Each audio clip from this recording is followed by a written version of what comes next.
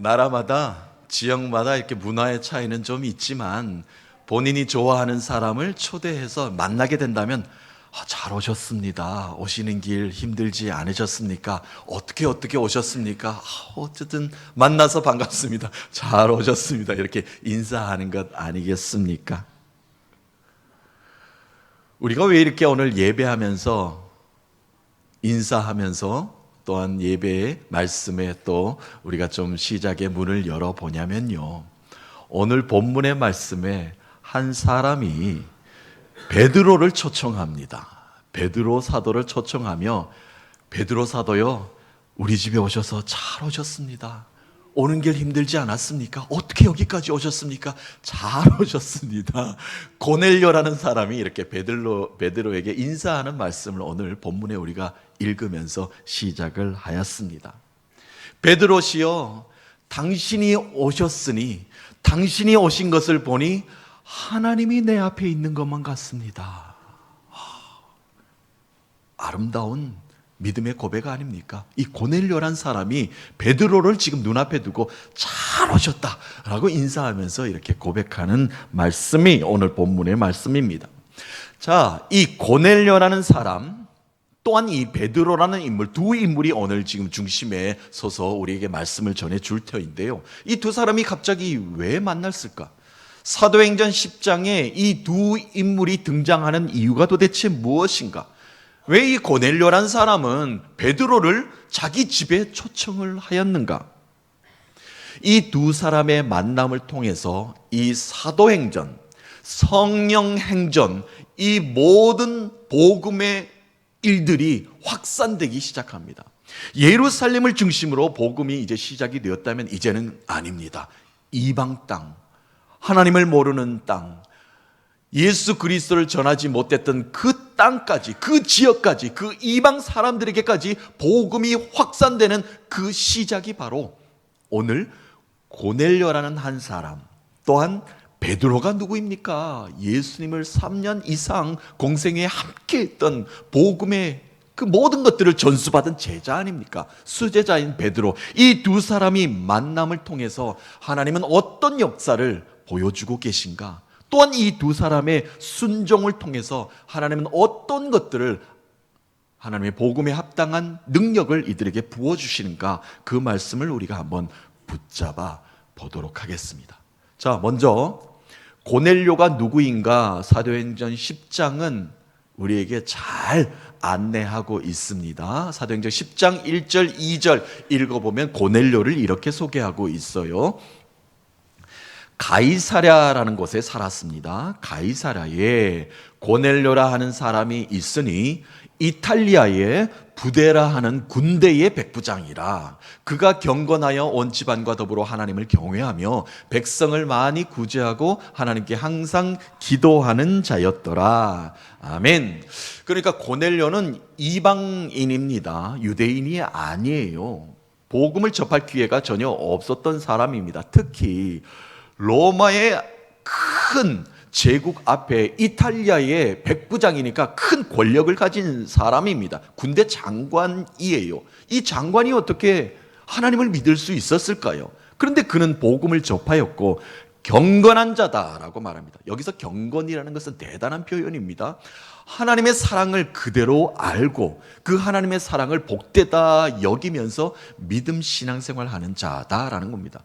온 집안이 하나님을 경외하였고 또한 주위에 불쌍한 사람들, 백성들을 구제하는 일에 앞장섰으며 특별히 기도하는 자였다라고 우리에게 알림을 주고 있습니다. 자, 그러니까 고넬료라는 사람은 이미 하나님이 인정하는 사람이었고 기도를 통해서 하늘로부터 복을 받는 사람이었죠.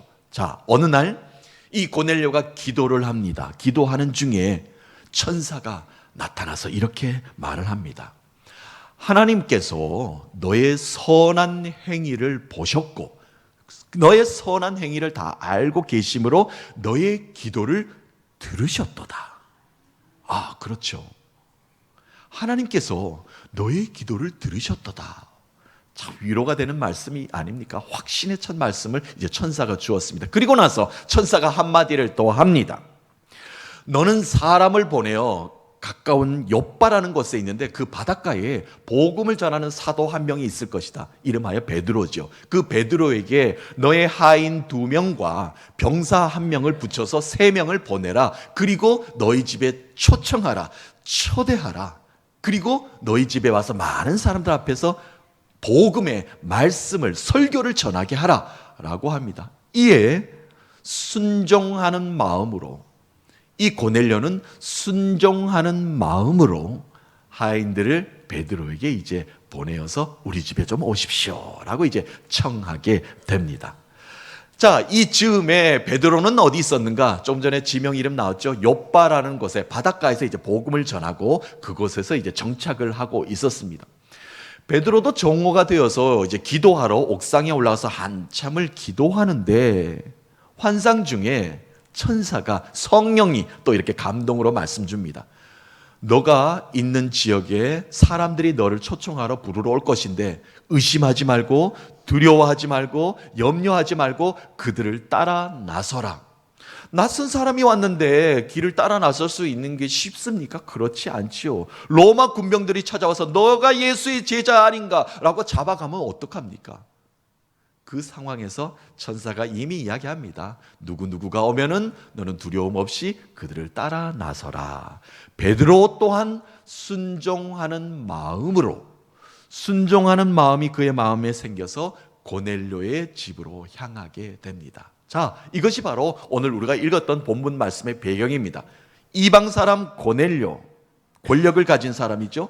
또한 예수님의 제자 베드로, 이 두 사람이 이제 만나게 됩니다. 둘 다 순종하는 마음이 그 속에 있습니다. 기도 중에 천사의 음성을 들었고 성령의 음성을 들었고 순종하는 마음으로 그들이 아름다운 순종의 행보를 걸어가게 됩니다.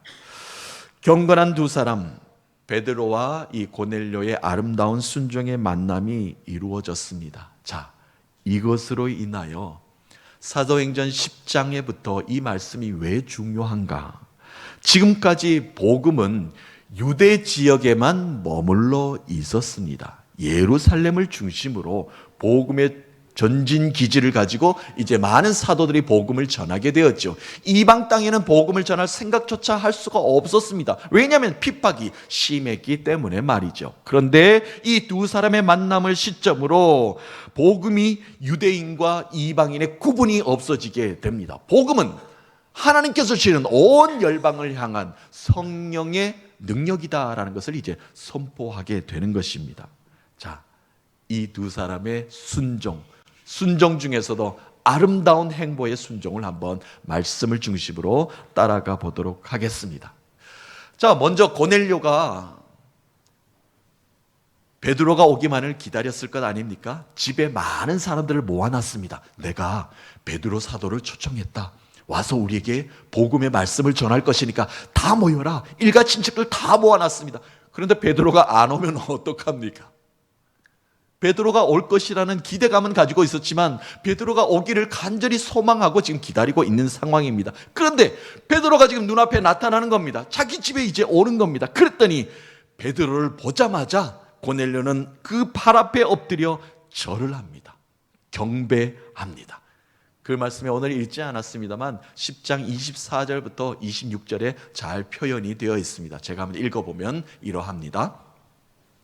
이튿날 가이사랴에 베드로가 들어가니 고넬료가 그의 친척과 가까운 친구들을 다 모아 기다리더니 마침 베드로가 들어올 때에 고넬료가 맞아 발 앞에 엎드려 절하니 베드로가 일으켜 이르되 일어서라 나도 사람이라 하고 고넬료는 베드로를 보자마자 그 발 앞에 엎드렸습니다. 땅에 엎드려서 경의를 표하는 것이죠.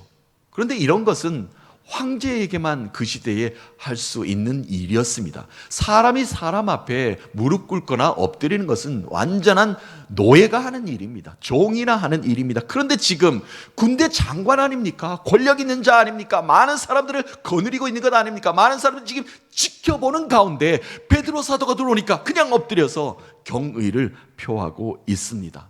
무엇입니까? 이 땅의 진정한 왕으로 오신 예수 그리스도의 제자 사도로 인정을 한 것입니다. 하나님이 보내신 사도, 하나님의 대리자로 내가 인정합니다. 하나님이 내 앞에 오신 것만 같습니다. 라고 그 앞에 엎드려 절하였다는 것입니다. 베드로는 황송했습니다. 몸을 즉시 움직여서 말을 합니다. 아닙니다, 아닙니다. 일어나십시오. 아닙니다, 아닙니다. 일어나십시오. 그저 나는 평범한 한 사람에 불과합니다. 나는 아무것도 아닙니다.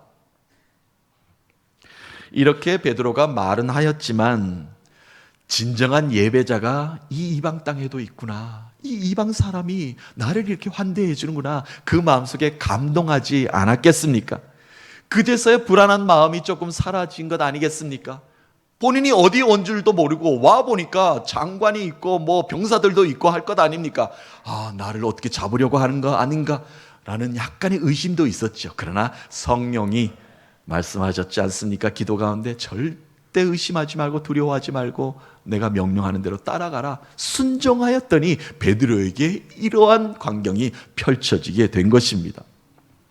순종이라는 것은 하나님 앞에 순전히 엎드려 예배하는 모습이다라고 말을 할 수가 있을 것입니다. 하나님이 나의 주인 되심을 인정하고 엎드림, 그것이 경배자, 예배자의 모습입니다. 곧 성탄절이 다가옵니다. 그렇죠? 우리 교육부에서는 벌써 크리스마스 준비를 하는 모습으로 좀 분주하던데요. 동방에서 별을 관찰하던 동방의 박사들이 있었습니다. 메시아가 올 것이다. 별을 관찰하면서 한참을 기다리고 고대하고 있었는데 저 큰 별 하나가 유대 땅 베들레헴 지역에 떠 있는 겁니다. 동방에서 멀리 박사들이 많은 사람들을 이끌고 찾아가게 되었습니다. 그리고 그들은 어떻게 했습니까? 아기 예수님을 경배하며 엎드리며 그들은 찬양의 제사를 올려드렸습니다. 그리고 그들이 소중하고 가치 있는 보배합을 열어서 엎드려 경배하였습니다. 그것이 바로 예수 그리스도 진정한 이 땅의 구세주가 오심을 하늘의 천군 천사와 함께 목자들과 함께 울려 퍼지는 경배의 모습이었습니다. 아름다운 순종은요, 주님 앞에 엎드리는 것입니다. 모든 것을 주께 의지하며 기쁨으로 환영하는 것입니다. 주님이시여, 내게 오셔서 감사합니다. 주님이 내 앞에 계셔서 감사합니다. 하나님이 내 앞에 계신 것만 같습니다. 고넬료는 자신의 지위를 모든 것들을 내려놓고 주께 엎드렸습니다. 주의 제자 앞에 엎드렸다는 이야기입니다. 순종하였습니다. 그리고 예배하기 위해, 설교를 듣기 위해 베드로 사도를 초청하였던 것입니다. 황제의 나라 아닙니까? 위험을 무릅쓴 결단의 의지였습니다. 자신의 모든 것들을 내려놓고 주께 엎드리는 삶의 태도를 많은 사람들이 보는 앞에서 직접 보인 행동이었습니다. 이것이 바로 고넬료가 보인 순종 중에서도 정말 아름다운 순종의 모습이었습니다. 사랑하는 성도 여러분, 주님 앞에 엎드려 경배하는 것이 아름다운 순종인 줄로 믿습니다. 주님, 오늘 내게 와주셔서 감사합니다. 내 마음을 붙잡아 주셔서 감사합니다. 잘 오셨습니다. 이렇게 기쁨으로 경배하며 감사로 주님을 환영하시는 예배자 되시기를 주님의 이름으로 축복합니다. 주님을 경배하며 예배하는 우리 모두의 믿음을 주님은 이 시간 기쁨으로 받아주시는 줄로 믿습니다. 자, 이제 베드로 이야기 좀 하겠습니다. 베드로는 어떠한 아름다운 순종의 모습을 보였는가? 이제 베드로가 이러한 행동의 모습을 보이는 고넬료에게 이렇게 말을 합니다. 나 또한 주의 음성을 듣고 여기에 왔나이다. 10장 29절 말씀 한번 베드로가 어떻게 표현했나 한번 보겠습니다.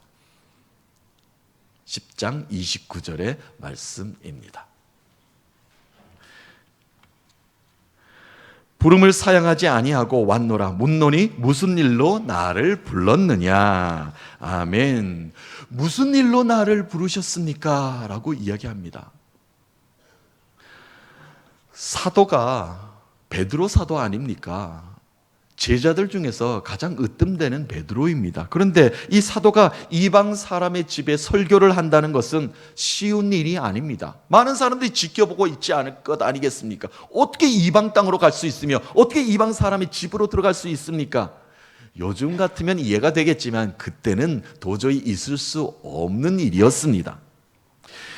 이는 유대인의 관습, 자존심, 신념 모두 내려놓는 행동입니다. 베드로가 솔선수범하여 그 모습을 보였다는 이야기입니다. 그럼에도 베드로가 이방인의 집에 방문할 수 있었던 것은 기도 중에 성령의 음성을 들었고 그 성령의 음성에 순종하는 걸음이었기 때문에 지금 가능한 일이었습니다.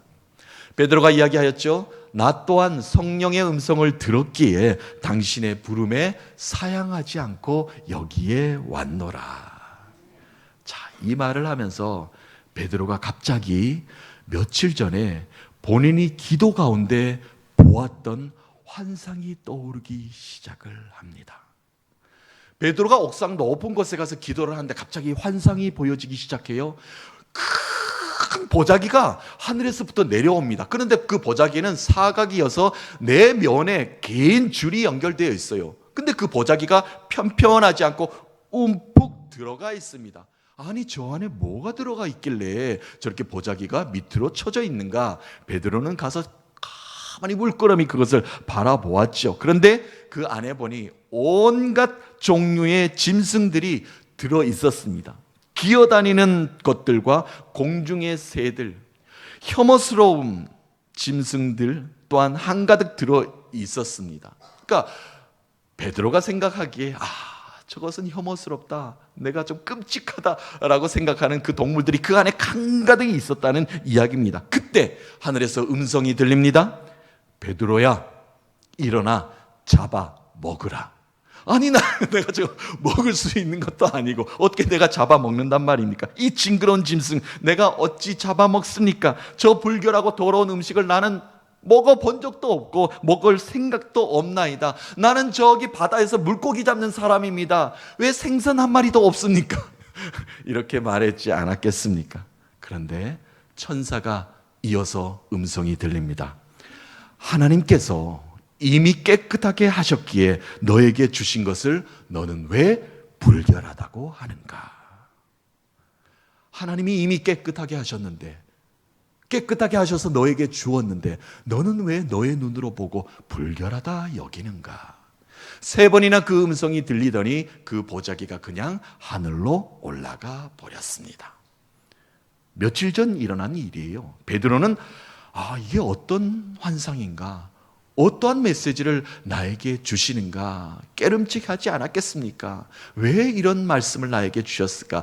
그런데 여기 고넬료의 집에 와보니 자신들이 업신여기고 죄인이라 여기며 불결하다 여겼던 이 모든 이방 땅의 사람들이 예수를 영접했거든요.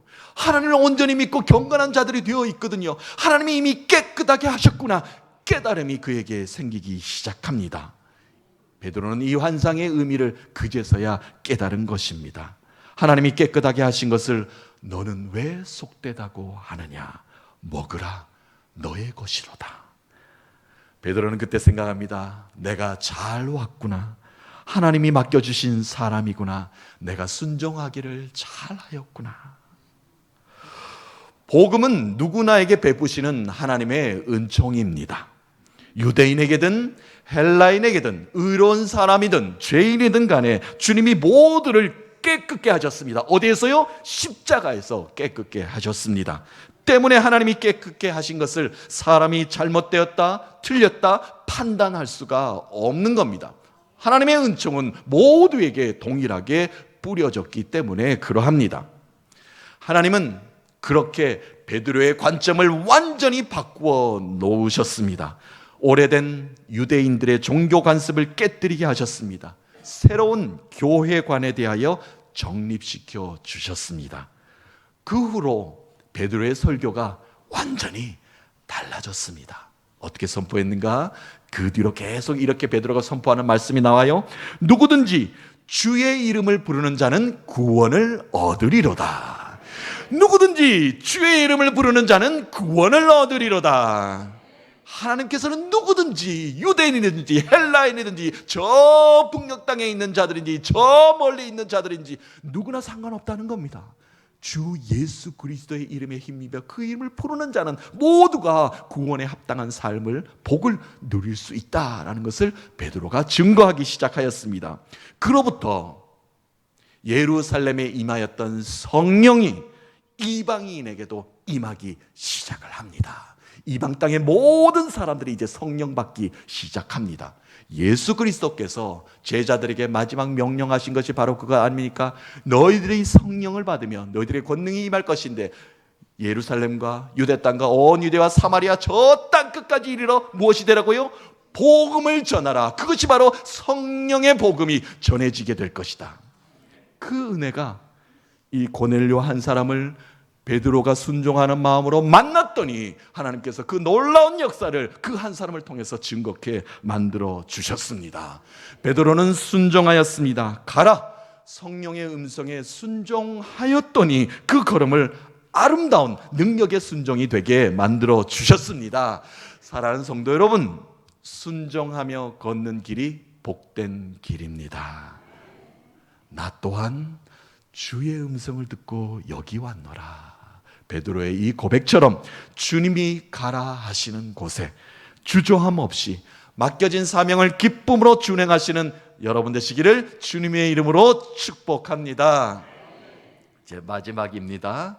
자, 아름다운 순종의 걸음을 걸은 이 고넬료, 하나님을 초대하듯이 주의 사도를 초대한 이 고넬료, 또한 성령의 음성을 듣고 순종하는 마음으로 이방 땅에 가서 복음을 증거하는 첫 스타트의 문을 연 이 베드로, 이 두 사람의 믿음의 고백, 순종의 고백으로 오늘 말씀이 마무리가 됩니다. 먼저 고넬료가 이제 베드로에게 아름다운 순종의 고백을 해요.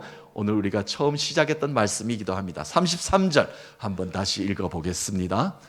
내가 곧 당신에게 사람을 보내었는데 와주셔서 고맙습니다. 오셨으니 잘하였나이다. 이제 우리는 주께서 당신에게 명하신 모든 것을 듣고자 하여 다 하나님 앞에 있나이다. 아멘. 이 많은 사람들을 보십시오. 다 하나님 앞에 선 것만 같습니다. 말씀하옵소서. 우리가 그대로 준행하겠나이다. 엄청난 신앙의 고백이 지금 이방 땅에 이루어지고 있는 것입니다. 아름다운 순종의 고백 아닙니까? 고넬료가 말씀을 사모하는 사람들을 다 모아놓고 베드로의 말씀 전하는 것을 초청하였다는 말입니다. 백부장으로서 건의와 체면을 모두 내려놓았지요. 그리고 베드로의 발 앞에 이미 엎드렸습니다.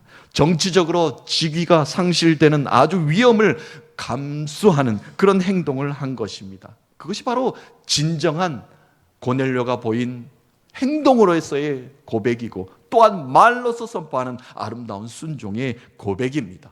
자, 베드로도 마찬가지입니다. 아름다운 순종의 고백으로 이제 답례를 합니다. 34절 35절 봅니다. 마지막 말씀이에요.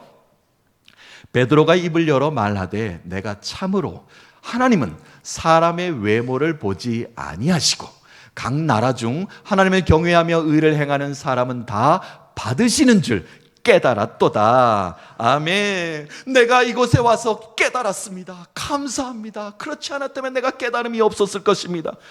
하나님은 우리 모두의 하나님이시며 유대인이나 헬라인이나 모두를 사랑하시는 하나님이십니다.